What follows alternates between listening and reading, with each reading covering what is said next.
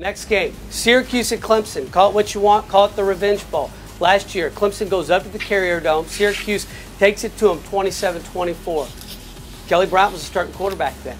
They're coming down to Clemson to Death Valley, and Kelly Bryant's not the starting quarterback anymore. Trevor Lawrence, the Fabio Hare, the gunslinging arm, the kid from Cartersville, Georgia, freshman, is taking over, and Syracuse is probably going to face a little bit different team than they did last year. But Eric Dungy and his Orangemen are on a roll. They're 4-0 as well. They're undefeated overall. They're undefeated in the ACC, and they can play some football. Mark, I think it's a great game. What do you think?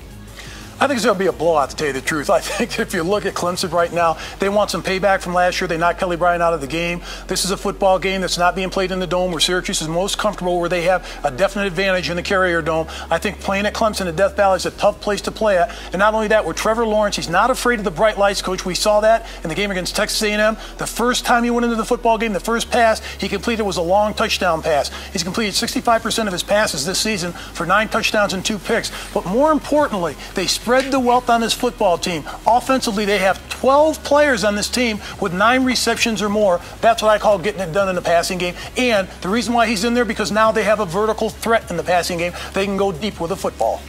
I got Clemson winning 34-14. He was the #1 or #2 quarterback prospect in the country last year. He came in early, and now he's starting as a true freshman. The thing I always look at and say, okay, you have a quarterback last year, Kelly Bryant, who led your team to a 10-2 season, ACC conference champion, and then he comes back and now he's beaten out by a true freshman. What does that do to the chemistry of the football team? I think that's the same thing we're going to find out at Notre Dame, replacing the quarterback there.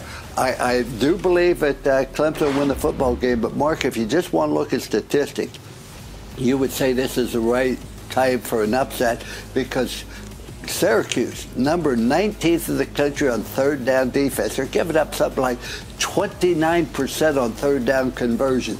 But I just have a great deal of respect for Brett Venables, the defensive coordinator, and I think that Clemson will find a way to win at home. The other thing, the 2 worst visiting team locker room, Southern Cal and Clemson. There's nowhere you can talk to your team. It's all bunched up. You got to take them outside. It is incredibly poor, and that's why I hated to go to Clemson. Southern Cal, the guy used to be at the Oakland Raiders, Davis, he built it that way so you couldn't have anywhere to talk to the team. Do not underestimate the adjustment at halftime.